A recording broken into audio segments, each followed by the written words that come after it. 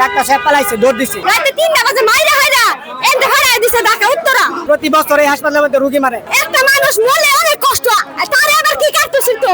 Medical আমাদের, এর রোগীও আমাদের, কিন্তু এটা আমরা সমাধানে যাবো।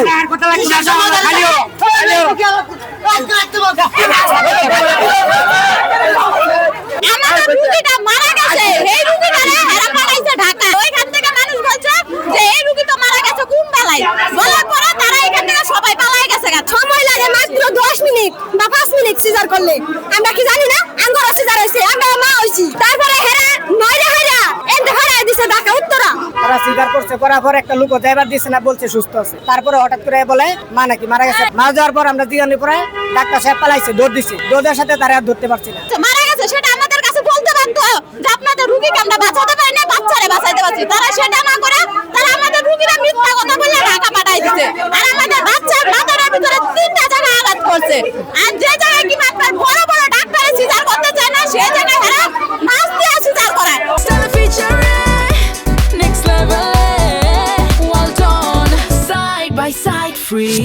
আমার আত্মীয় পাইছে বাবা, আমি বিচার চাই, বিচার সক্ষম বিচার আমার মানুষ দাঁড়াইতো না।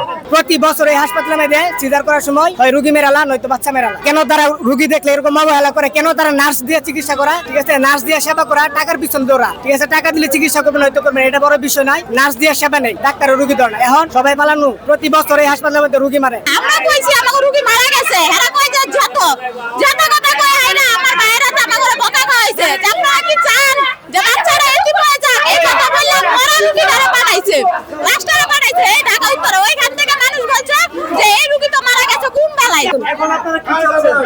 আমি চাই বিচার চাই, কিন্তু পোস্টমর্টম করতে আমি চাই না। আমার মনে আর কষ্ট দিবা চাই না। একটা মানুষ মরলে অনেক কষ্ট, তারে আবার কি কাটতেছিল তো? বিচার কি আমি তো আমার বোনকে ফিরে পাবো না? পাবো? এভাবে হাজার হাজার মানুষের প্রাণ নিব তারা। ঠিক আছে, এটার জন্য আমরা সঠিক বিচার চাই এবং সুষ্ঠু তদন্ত করা হোক। কেন এরকম অঘটন কুঘটন করে? শুধু মাওনার মধ্যে অনেক হাসপাতাল আছে, কোনো হাসপাতালে এই ধরনের ঘটনা ঘটে, শুধু এই লাতকিয়ারে, শুধু এই হাসপাতালের মধ্যে এই ঘটনাগুলাই ঘটে। আমার বোনের নিচে এটার বিদ্যা আনছে রাতে 3টা বাজে, আইন না এরা লয়ে গেছে 10টা বাজে সিজারের মধ্যে। হে রুগীর বাচ্চা আনছে না 1 ঘন্টা পরে, রুগীর আনছে 3টা ঘন্টা পরে। কেন এত সময় লাগবে? আমরা চাই না এই হসপিটাল দ্বিতীয়বার খোলা হোক, কারণ এটা খোলা থাকলে সাধারণ শ্রমিকরা আসবে ডাক্তার দেখানোর জন্য। তার জন্য আমরা চাই না এই হসপিটাল দ্বিতীয়বার খোলা করুক। আমরা এটা যোগ্য বিচার চাই। সরকারের প্রতি আহ্বান যে প্রতিটা হাসপাতালের মধ্যে যেন গুরুত্ব সহকারে রোগী দেখা হয়। প্রতিটা রোগী নিয়ে গেলে বারিন্দার থালায় কেউ ধরে না, কেউ গুরুত্ব দেয় না। টাকা দিলে চিকিৎসা করবে নয়তো করবে, এটা বড় বিষয় নয়। নার্স দিয়ে সেবা নেই, ডাক্তারের রোগী ধরে না। প্রতি বছর এই হাসপাতালের মধ্যে রোগী মারে। এখন এটা সুস্থ বিচার চাই।